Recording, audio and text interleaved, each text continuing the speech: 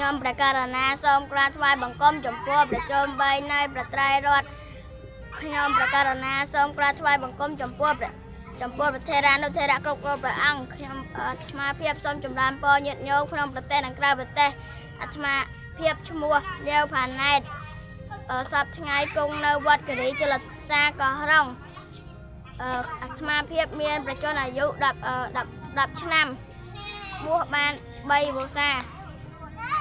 អាត្មាភាពនឹងសូត្រធម៌ដូចតទៅយន្តោពោធិយមលេសក្យានងនន្ធវត្តនោអេវ៉ាន់ថ្វាងវិជ្ជយោហាជាសច្ចយមង្គលេអបរាជិតបាឡាងកេសេសេតវិបោករិយពិសេកេសាបពធានងអាកបតាបមតសនៈខតាំសមង្គលាំងសពភាតាំងសហតិតាំងសកេណាសមហតតាសសយធាមប្រមចារិសបតៈកណាកាយកម្មងវាចាកម្មបតៈកណាមនោកម្មបណ្ឌិទេបតៈកណា